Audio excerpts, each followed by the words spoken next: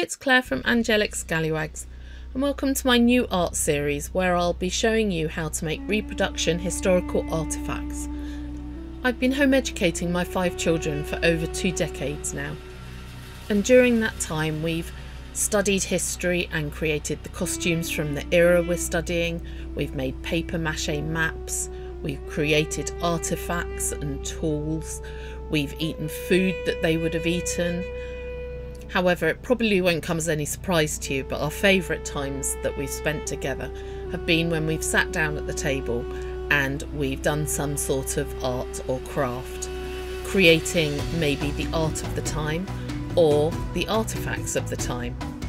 In this video, I'll be showing you how to make a very simple cylinder seal from Mesopotamia. These tiny stone cylinders, which were often worn around the neck of its owner, were carved with a very specific image. No 2 cylinders were alike. This is because they were mainly used as a signature to display ownership at a time when writing was yet to be invented. Used from around 3400 BC, they functioned as a signature either on documents or to mark one's property, whilst also preventing tampering by sealing jars, packages and even doors. Today I'll be showing you how to make a very simplified version. First thing you need is a surface. I use a large chopping board, but a silicone mat will suffice. You need some air dried clay. I like the Das make. I know that lots of people use the Crayola one. I've not used that, so I don't know how good that is. And you'll need some clay tools. You've seen I've just cut off a small amount of clay, and now we want to condition the clay. You do this by rolling it in your hands, warming it up, pressing it into different shapes until the whole of the clay that you have is soft in your hands. Once it feels malleable, you'll be able to then make the shape of the cylinder, and to do this you just roll it out on the piece of wood, and you try and find the shape that you want. Now I've done it a bit thicker than the original ones, and the reason I've done that is just to make it easier for smaller hands to get the details in. After you've created a cylinder, you then want to make the surface as smooth as possible.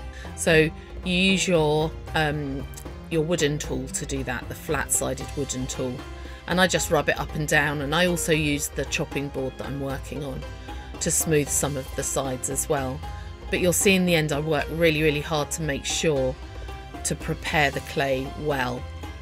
Whilst I'm creating an ultra smooth cylinder, I thought I would give you some tips and tricks for working with clay, just in case this is your first time. The first thing is to prepare your surface. I love working on wood, and I tend to use my chopping board for lots and lots of different activities, art activities that I do. But you can see I haven't actually cleaned it that well, and I'm having to dig out little bits of white clay that are there from the last time I used it. So my top tip is to make sure that you've cleaned your surface well. So basically do as I say and not as I do.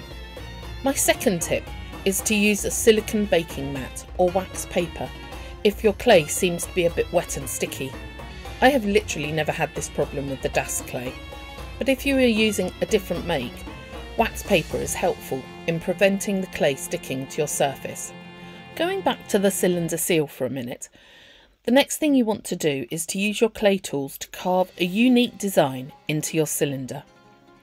I've kept it really simple here, using my tools to create stars, small round holes, long troughs and short wedge shapes, but feel free to be as creative as you want. You could even carve a picture. Just remember that when you roll the hardened cylinder onto the wet clay, the image will be a mirror image of the one you've carved. Whilst I'm creating my pattern, I shall return to my tips and tricks for using air dry clay. My third tip is to always wash your tools in hot soapy water after each use. This will ensure that they are clean for the next time you use them, and it's much easier to remove wet clay than it is to remove hardened dry clay. My fourth tip is regarding conditioning of the clay. There is a fine line between working the clay so it is pliable and soft, and working the clay too much that it begins to dry out and becomes brittle and hard to work with. You want to make sure that as soon as the clay is soft, you start to shape it into your final product. But what if your clay is beginning to show signs of drying out already? Well, this is where tip number 5 comes in. Use a small damp makeup sponge to smooth out any imperfections, or alternatively a little bit of water on your fingers also works well. If you find that some clay has broken off, or you would like to add some more clay because you don't have enough, score both of the clays using a clay tool or a toothpick. This gives the clays a rough surface to stick together. You can then use your fingers or a clay tool to smooth over the join seams. To make the aforementioned seams disappear entirely and to deal with any cracking in the surface of the clay, you can mix a little bit of clay with some water to make a paste called a slip. This slip can be used to smooth over edges and to fill in the cracks. I have a couple more tips for you before I finish my design. The first is regarding drying the clay. Air dry clay does exactly what it says on the package. You simply leave it sitting out in the air until it is dry and hard. The recommended thickness of clay is only about 1/4 of an inch. This is so that it is able to dry thoroughly. Under these conditions, the clay should dry within 72 hours. I tend to work with clay which is much thicker than this, and so it can take a bit longer to be completely dry. The most important thing is to remember to expose every surface to the air during the drying process. To do this, you will need to turn the clay model over several times. If you are using a mould, simply make sure the clay is hardened enough to hold its shape. Then simply remove the mould to expose the surface underneath to the air. Once fully dry, you can use fine grade sandpaper to smooth down any rough edges. And if you have any leftover clay, you need to make sure it is not in contact with any air, otherwise it too will harden. The Das brand I use includes a thick sticky strip that you can use to reseal the package, otherwise cling film works just as well. Whilst creating a Mesopotamia cylinder seal is a wonderful standalone activity to do with your children, it's also a highly educational one and is perfect to go along with a study of Mesopotamia. As a homeschooler, I am always on the lookout for creative learning opportunities, and in this vein I have written a detailed post on my website about Mesopotamia cylinder seals, which I will leave a link for in the description below.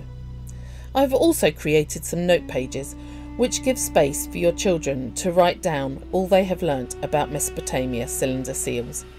Again, the link for these will be in the description box below. Here you can see a close-up of my simple cylinder seal. I've been careful to ensure that all of my mark making is significant and robust enough to create an impression on the clay once it's hardened. You will want to leave this seal to dry over the course of a few days, turning throughout so it dries evenly. In order to use the seal, you will need to roll out a strip of clay slightly wider than the length of your seal and long enough that the whole seal can be impressed into it.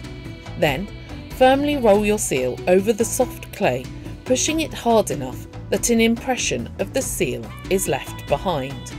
This is your Mesopotamia signature.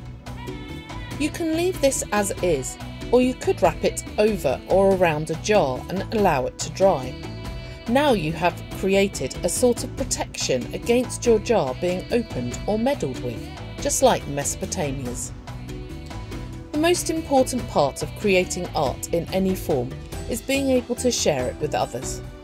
Encourage your children to share their art with family members, or, if you are homeschoolers and this is part of your child's learning, encourage him to create a display and give a short presentation on it. This creates wonder-filled memories and a family culture of encouragement, interest and learning. I hope you've enjoyed learning how to make a cylinder seal, and if you or your children attempt to make one, let me know in the comments below. Well, that's it for this week. I hope you have a wonderful day, and don't forget to dream impossible dreams.